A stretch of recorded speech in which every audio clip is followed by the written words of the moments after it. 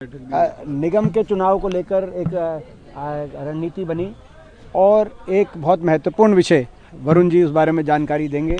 एक बहुत महत्वपूर्ण विषय इसमें जो वार्ड बंदी के बारे में आया है, उसके लेके कांग्रेस पार्टी की बड़ी भारी आपत्ति है। वरुण जी आपको जानकारी देंगे। के द्वारा वो गलत बनाई गई थी क्योंकि उसमें प्रावधान है केवल सीटिंग एमसी ही मेंबर बन सकते थे, लेकिन इन्होंने कहीं जिला अध्यक्ष भाजपा को मेंबर बनाया गया, कहीं कोई ऐसे किसी पूर्व विधायक के भाई को बनाया गया, जो कि बिल्कुल गलत था। और उसके बाद सरकार ने उस समिति को बदला।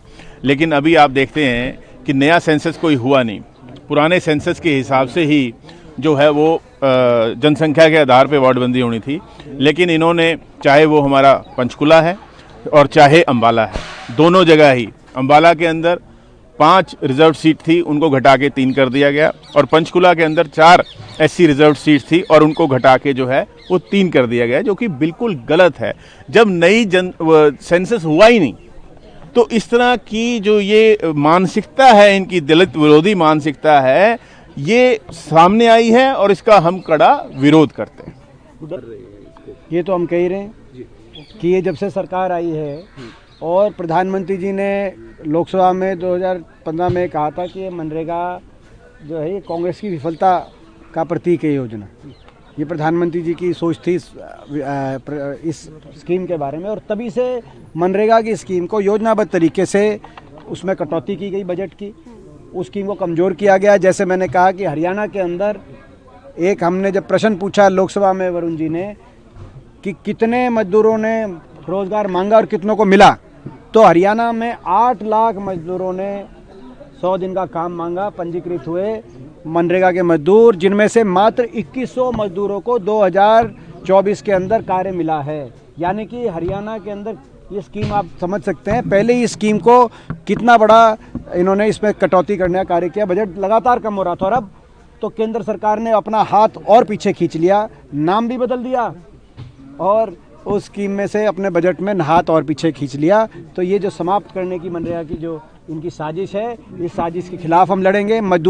जो मजदूर हैं, मनरेगा के मजदूरों के अधिकारों के लिए हम लड़ेंगे। जो मनरेगा के मैट हैं उनके अधिकारों के लिए लड़ेंगे, और इस योजना के लिए हम लड़ेंगे, सड़क पे आके लड़ेंगे। बीजेपी तक पहुंचाएंगे। विपक्षी सभी पार्टियां सिर्फ भ्रम फैला रही, चाहे वो पंजाब मैं एक ही सवाल पूछना चाहता हूँ, जो लोकसभा में हमें जवाब मिला इस सत्र में, संसद के सत्र में, हमारे अम्बाला सांसद वरुण जी के प्रश्न के उत्तर में, कि 8 लाख मजदूरों ने 100 दिन का काम मांगा हरियाणा में, और उनमें से मात्र 2100 मजदूरों को 100 दिन का काम मिला। ये भ्रम कौन फैला रहा है? ये भ्रम भाजपा के लोग फैला रहे हैं, भाजपा के मंत्री फैला रहे हैं, केंद्र के मंत्री फैला रहे हैं, या कोई कांग्रेसी फैला रहा है? ये तो भाजपा के केंद्रीय मंत्री ने लोकसभा में जवाब दिया है। तो ये तो सत्य के आधार पर लड़ाई है, और भाजपा का तो नाम ही है बहुत झूठी पार्टी। पार्लियामेंट में काम ही है इनका भ्रम फैलाना। पार्लियामेंट में जब हमारे देश के मंत्री जी ने, शिवराज सिंह जी ने, एक भी जो इन्होंने बातें रखी उसका जवाब नहीं दिया। ये कोई छोटी बात नहीं है, कोई भी उस रिकॉर्डिंग को देख सकता है, कोई भी संसद टीवी पर जाके देख सकता है कि जो भी बातें सांसद जयप्रकाश जी ने रखी और सभी जो है सांसदों ने रखी, उसका किसी का जवाब उनके पास दिया गया हो। जब वो संसद में जवाब नहीं दे पाए तो जनता के बीच में आके क्या जवाब देंगे? पूरे देश के विपक्ष की तरफ से, जो इंडिया गठबंधन है, पूरे विपक्ष की तरफ से इस योजना को जब बदलाव हुआ तो उस पर जो बहस हुई, उसकी बहस की जिम्मेदारी जयप्रकाश जी के कंधों पे इंडिया गठबंधन की तरफ से थी। आपने देखा होगा लोकसभा में, और उसका जवाब केंद्रीय मंत्री शिवराज जी चौहान ने कुछ दे नहीं पाए।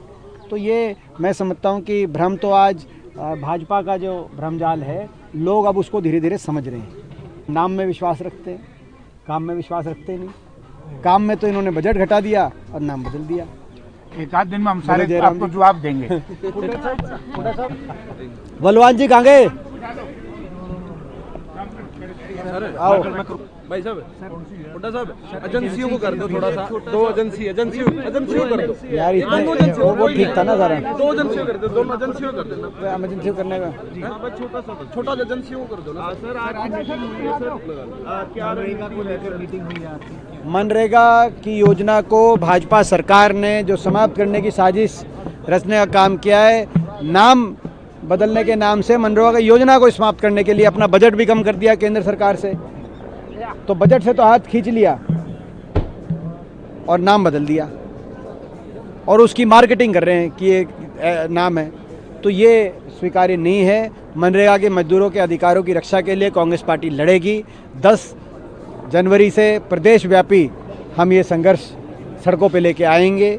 तो ये 11 तारीख को हर जिला हेडक्वार्टर के अंदर हमारे एक फास्ट का प्रोग्राम भी होगा। तो ये जो सारा विस्तृत जानकारी आपको दी जा चुकी है, सड़क पर लड़ाई लड़ेंगे। हरियाणा के अंदर खास तौर पे ये योजना पहले ही बहुत कमज़ोर करी जा चुकी है प्रदेश सरकार, भाजपा सरकार द्वारा।